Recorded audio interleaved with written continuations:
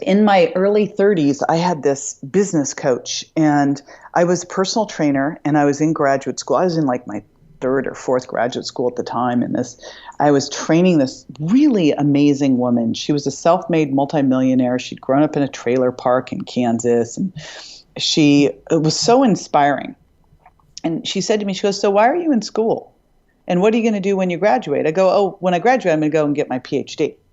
And she goes, "Well, why are you doing that?" I go, "Well, because I want to be more successful. I want to impact, have a bigger impact." She goes, "Well, school's not necessarily going to do that." And it was like, I was like, "What?" It's like, "What are you talking about?" She goes, "Yeah, that is not actually the way that you're going to become more successful. I mean, at this point, with the amount of school that you've had." And I go, "Oh." She goes, "I'm happy to help you if you want." And it's like, are you kidding? Yeah. I literally, Tony, I moved into her house. I put all my stuff in storage, moved into her house, and it was Wow. like the Karate Kid type of thing, right? She became my mentor.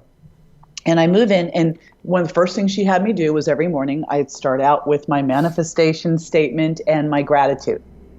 Okay, so is that the first thing you'd be doing in the morning? Oh yeah, you pull out a journal. I did it this morning. I have a little journal. I drag these Before things around. meditating or anything else? I pull out my journal. Well, I get my bulletproof coffee. Yeah, you get that first. So come on.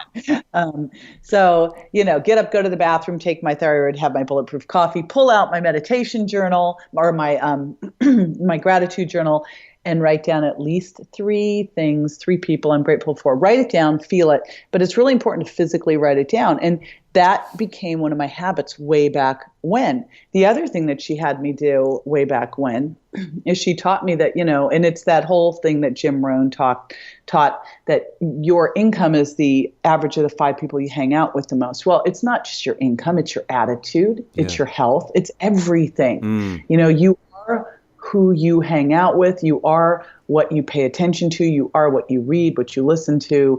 And so what she had me do was start to manage my environment. And first thing she did was have me put on these rubber bands. And I actually did them with my mastermind group this last weekend.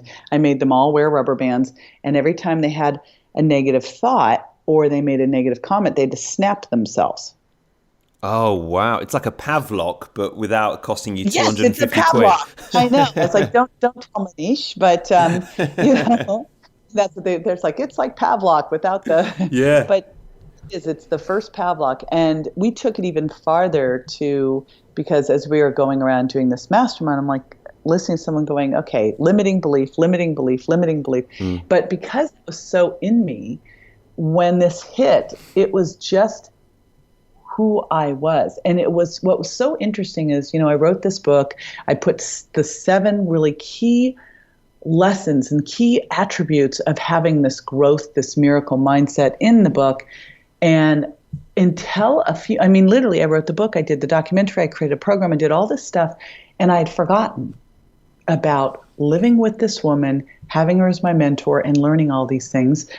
They were just so much a part of me that I didn't even think anymore about where they'd come from. And finally someone was like, "Well, how did you even all these things? How did they come to be?" And I'm like, oh my gosh, this woman, Kay Smith.